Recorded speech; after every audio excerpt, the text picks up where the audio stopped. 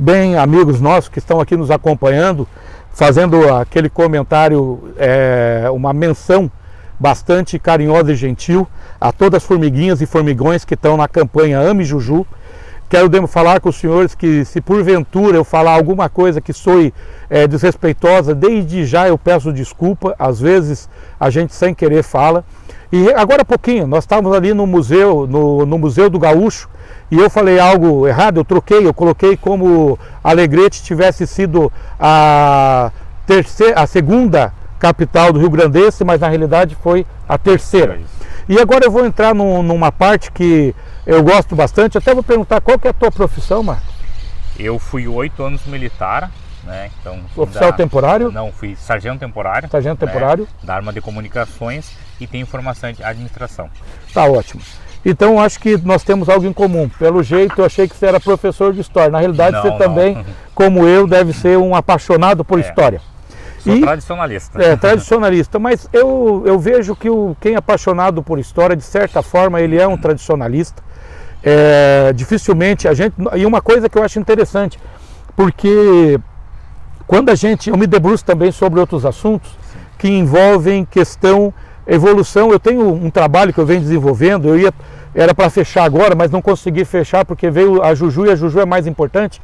É um trabalho que chama A Construção do Conhecimento, aonde eu venho desde lá do período do início das primeiras escritas cuneiformes, assim, avançando, né? Todo um período que antecede ao nascimento de Cristo, passando o nascimento de Cristo, e tem um período que eu acho bastante interessante para mim, que é uma bifurcação entre o iluminismo francês e o iluminismo escocês.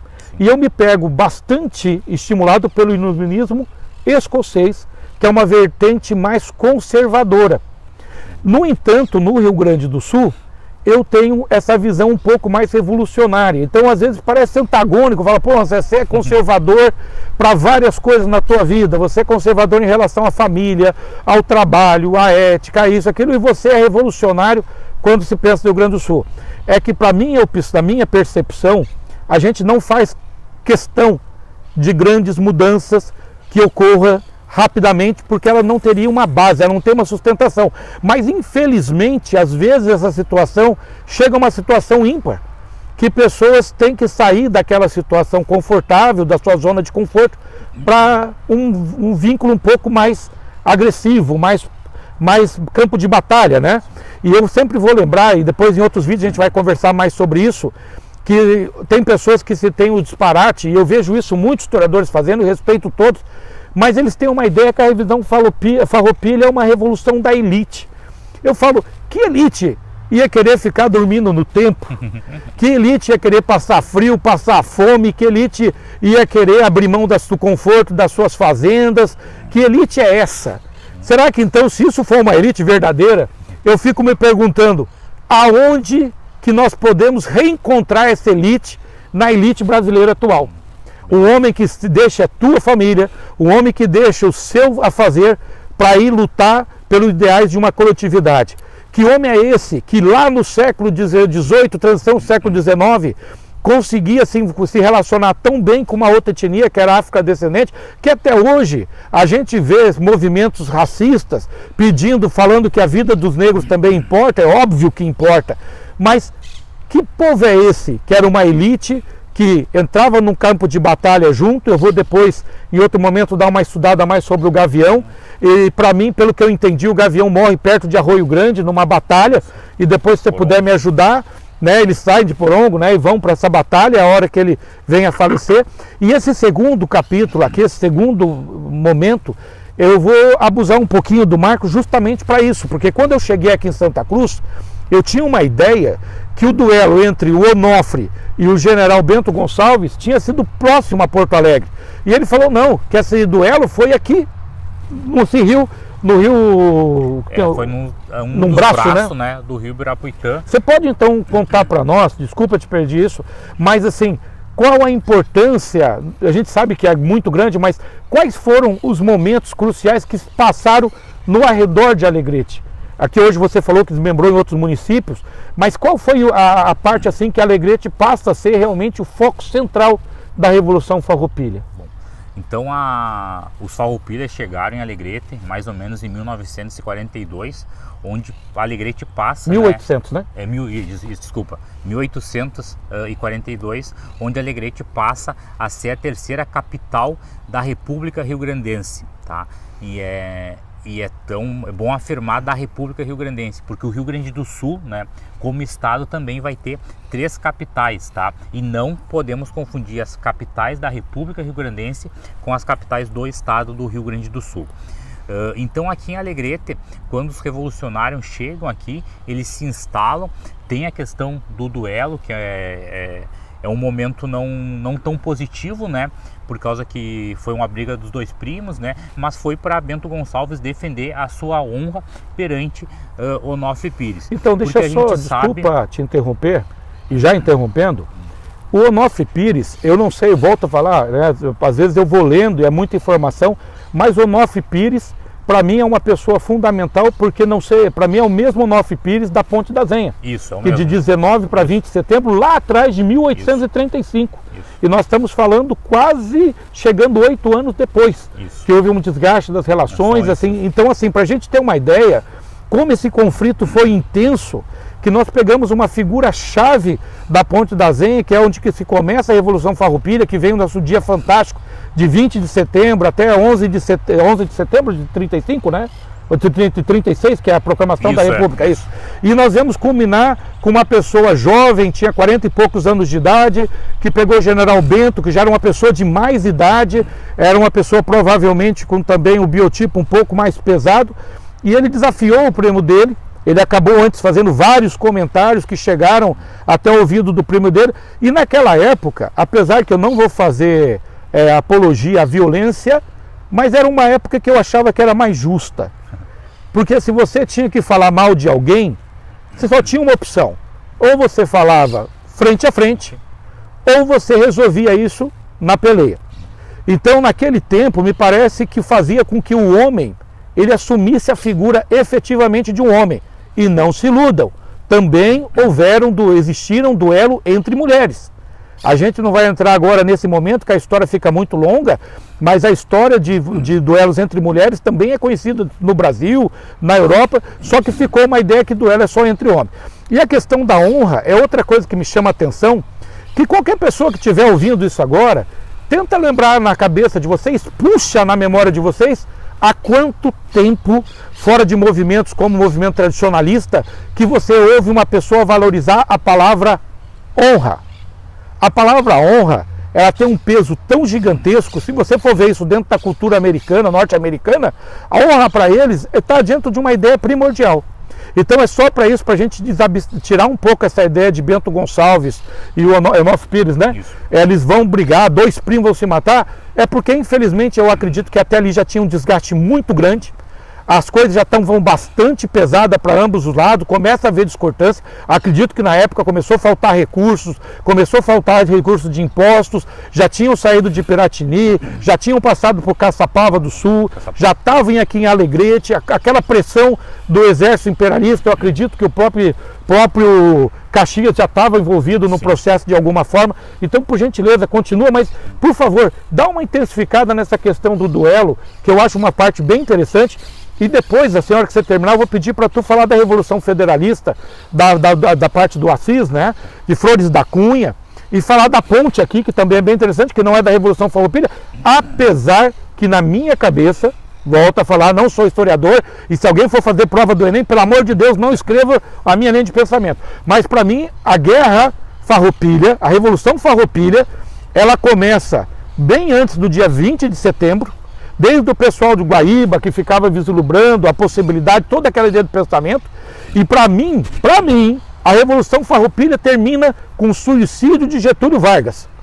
Para mim, ela começa nos meados de 19, 20 de setembro, e sendo que os caráteres das pessoas ali já vinham passando pela Guerra Cisplatina, e que depois foi utilizado essa qualificação na Guerra do Paraguai. E depois nós temos a Revolução Federalista do final do século XIX, e depois entra no século XX, mas eu vou deixar o amigo falar, mas se possível me fala um pouquinho depois da Revolução Federalista também. Então a questão do duelo foi que o Bento, né, para defender a sua honra, como já havíamos comentado, que Onofre, porque onde há pessoas, né, não segue-se apenas uma linha de pensamento, e dentro da conjuntura dos revolucionários da Revolução ali, tinham outras ideias, outras linhas de pensamento, né? E outros queriam assumir o poder, queriam assumir o lugar de Bento como presidente da República Rio-Grandense, e começaram a fazer algumas intrigas, algum disque-me-disque, e tem uma morte no centro da cidade aqui no Alegrete, e colocam o próprio Onofre, culpa que foi o Bento que tinha mandado fazer o assassinato. E aí então eles vão num dos braços do Ibirapuitã em direção a Livramento, e ali acontece o duelo.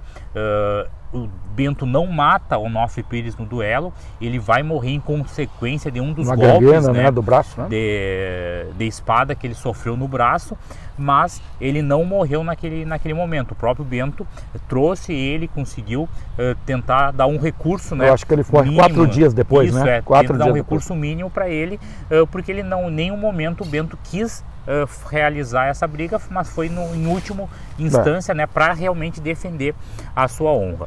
Aqui em Alegrete também a gente vai ter a instalação da Assembleia Constituinte, que é a primeira Assembleia Constituinte no Brasil, né? Foi realizada aqui em Alegrete, onde se reuniram os deputados Em que ano da foi República, isso, mais ou menos? Em 43. Então, nós tivemos uma Assembleia Constituinte, que depois ela foi fechada pelo Dom Pedro I, né? Que foi para fazer a Constituição de 1824, Isso. mas que daí o Dom Pedro achou que o negócio não estava indo muito legal, e o Dom Pedro chegou para o seu principal mentor, né, que é o rapaz de Santos lá, o Andrada, né, um dos irmãos Andrada, agora me fugiu o primeiro nome dele, que é uma pessoa fantástica, e o Dom Pedro mandou fechar o negócio e acabou. Então, na minha opinião, ela iniciou uma revolução, uma constituinte, mas não se concretizou, porque a Constituição de 1824, ela é ortogada, né? Ortogada, ela não é promulgada. E aqui teve uma Constituição. Só que acabou também, como em seguida, lá em 45, já terminou a República Rio-Grandense com a questão da Paz de Ponte Verde, com a assinatura da Paz de Ponte Verde, também ela não foi levada. Eu vou dizer para ti, né? Eu vou dizer que a República Rio-Grandense, ela terminou no papel. Mas basta você andar pelo Rio Grande do Sul, pro Paraná, Santa Catarina, pelo estado do Iguaçu, que a gente vai, quando estiver no Paraná, nós vamos falar do estado do Iguaçu, e você vê isso subindo para o Brasil afora, quando o Brasil, numa crise gigantesca do Covid, nós sabemos que tem muitos gaúchos, filhos de gaúchos, que estão promovendo essa riqueza no Brasil, seja em Goiás, seja no Tocantins, seja Mato Grosso, Pará, Amazonas, Amapá, Acre, por todo esse Brasão velho. A República Rio-Grandense, ela continua no coração de cada um desses. Mas segue lá, amigo velho, para não te interromper de novo. E nessa questão da própria República, né? A ideia de República, quem implantou essa ideia de República no Brasil foi o Rio Grande do Sul, bem como a questão da abolição da escravatura. Foi o primeiro estado que levantou-se, né, a falar nessa questão aberta, né? E por mais que com o término, com a Paz de Ponte Verde, não vamos falar com o término da Revolução, né? Mas com a Paz de Ponte Verde ali, os negros acabaram não tendo a sua liberdade. Logo mais, em 1888, vai ser assinada a Lei Áurea. No Rio Grande do Sul nós já não tínhamos mais escravos, e em 89 a própria República Brasileira vai ser proclamada, né? Então, baseada também nessa ideia de República que o Rio Grande do Sul te interrompendo um pouquinho, eu nasci em Curitiba, Paraná, mas eu sou uma mistura de índio, negro, português e espanhol, tá? E quando a gente fala da Batalha de Ponte Verde, eu até vou tentar ver se eu consigo em um pouco tempo conversar com um historiador da região ali para a gente entender melhor. É que eu acho que essa é uma coisa tão interessante, tão bonita essa história, e de vez em quando a gente percebe que ela precisaria, ela já tem, o pessoal já reconhece, existe uma discussão toda ela sobre o assinado, o posicionamento do Império e como deveria se seguir com os negros depois. É muito interessante, e é uma das partes que, se Deus me permitir, eu vou me envolver bastante, porque o sangue negro que corre nas minhas veias me exige que eu estude mais sobre isso, porque eu até queria entender a dinâmica, apesar da gente saber quem era que comandava os lanceiros negros. Eu tenho para mim, e gostaria de entender melhor, um dia eu pretendo estudar isso ao ponto de entender como que era a estruturação hierárquica dentro dos lanceiros negros. Isso é uma parte bem importante, mas se tu puder continuar, porque eu fico atrapalhando, eu me empolgo, se tu vê o que precisa da Revolução Farroupilha, e depois você dá uma passadinha na Revolução, como que você chama? Você chama Revolução Federativa de 1923, ou você chama Revolução Assis? Como que você chama? Na verdade, a Revolução Federalista vai ser a Revolução de 93. 93. E a Revolução de 23 é a Revolução Assisista. Assisista, você usa o termo assisista. É porque quando lá no Paraná a gente vai estudar, eles não fazem, eles colocam como duas revoluções federalistas, sabe?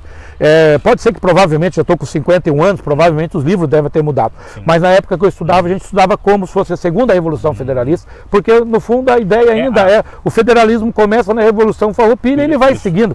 Por isso que eu tenho para mim essa ideia, né?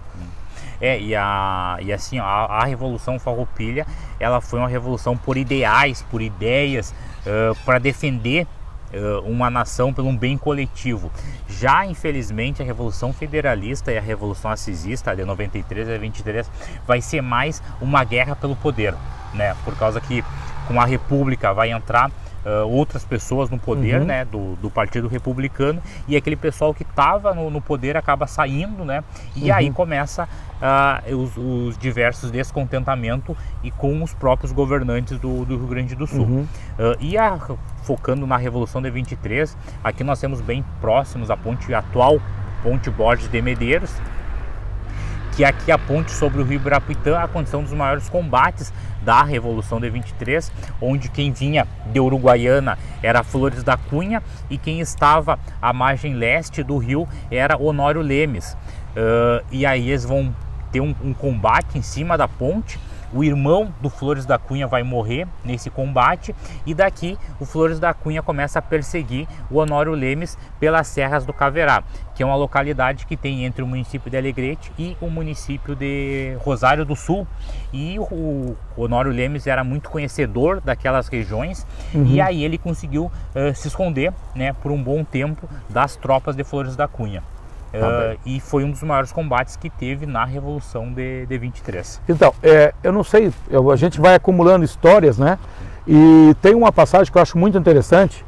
Diz que quando o Marechal Deodoro foi presidente não sei se poderia dizer presidente, mas da província de São Pedro, o gestor da província, ele disputou o amor de uma moça com o Gaspar Silveira Martins. Você já ouviu essa história ou não? Não. É muito interessante. Daí diz que ele e o Gaspar Silveira Martins saiu na vantagem, levou o coração da prenda. E o Marechal Deodoro ficou magoado a vida inteira por causa disso. E diz que o Marechal Deodoro era muito amigo de Dom Pedro II. Era uma das pessoas que discutiam, que pensavam. E quando começou a Revolução, o processo da proclamação da República, no interior de São Paulo, aquela visão positivista que eles vinham adotando, diz que chegaram para o Marechal Marechal Deodoro, e falaram para ele que tinha que fazer uma mudança, que acho que era Barão de Ouro Preto, alguma coisa, que era o primeiro-ministro, que tinha que tirar ele. Diz que no primeiro momento, o Deodoro não foi para proclamar a República, ele foi para fazer a troca forçada do primeiro-ministro. E ele volta para a casa dele, diz que ele estava muito doente, daí o pessoal procura ele e fala que o Dom Pedro II tinha falado para ele, que tinha comunicado que o novo primeiro-ministro seria Gaspar Silveira Martins. E diz que o Floriano falou, não tem como, eu não vou. É para a gente ter uma ideia como que as coisas são. Um amor não correspondido pode ter sido a principal causa da Revolução, da proclamação da República, e naquele momento, porque o próprio Marechal Floriano, ele não queria, ele queria continuar sendo imperialista. Agora nós fechamos o segundo bloco. Esse segundo bloco, voltamos a falar, nós estamos aqui tendo a oportunidade de conhecer essa pessoa incrível que é o Marcos, que o destino quis que fosse a nossa primeira entrevista. Tenho receio que as outras entrevistas não sejam tão interessantes, porque a gente já vai ter gravado a questão um pouco da ideia do movimento tradicionalista gaúcho, nós vamos ter gravado um pouco da ideia também da história, apesar que nós vamos seguir em frente com esse trabalho, mas é muito interessante. Então agora nós vamos fechar o segundo bloco, desculpa, mostrando, confirmando a Alegrete como no caso a terceira capital. Depois eu vou pedir a indicação dele, para se ele pode me indicar onde que é o prédio. Nem que a gente passa filme, mostra aonde que vai parar para mostrar a ponte, vamos mostrar o rio e vamos mostrar aonde foi o prédio que provavelmente sediou a terceira capital. E mais uma vez, como vai ser feito um corte, eu lembro a vocês, nós estamos em campanha para conseguir 9 milhões de reais em 4 meses. Mas a maior ferramenta que nós temos para esses 4 milhões vai durar apenas um mês, que é a autorização que a Anatel nos permita de fazer a arrecadação através de doação via telefone, seja ele celular, seja ele telefone fixo. Só que contra a nossa vontade, porque a gente vai perder um monte de ponto de doação, a doação não pode ser feita nem de telefone pré-pago e nem de telefone pessoa jurídica. Ela tem que ser de pessoa física e pós-pago, tá? Então, mais uma vez, às vezes eu troco, vocês vão perceber que em algum vídeo eu troco algumas coisas, mas me desculpe, mas todo mundo já pegou a ideia. 0500 2020 005 para doar R$5, 0500 2020 010 para doar R$10 e 0500 2020 0,50 para doar R$5. Doe quantas vezes vocês quiserem, R$50 o 0,50. Doe quantas vezes você puder e o teu orçamento permitir. Por gentileza, apesar de parecer ser agressivo, mas liga agora, ligue já e vamos continuar em frente. Daqui a pouquinho a gente volta com o terceiro e último bloco, que daí eu vou explicar a campanha para o Marcos. Daí é mais uma abordagem nossa voltada a ideia da campanha, como ela deve, a gente está trabalhando com ela, explicando mais algumas coisinhas sobre a Juju, e daí a gente libera esse amigo velho, que espero que daqui para frente a gente possa ter outros contatos e eu possa abusar mais um pouquinho dele, do conhecimento da história, e quem sabe eu e o Mário voltamos aqui para fazer um vídeo livro com mais calma, que nós temos certeza que nós temos interesse de fazer isso. Um abraço, até daqui a pouquinho.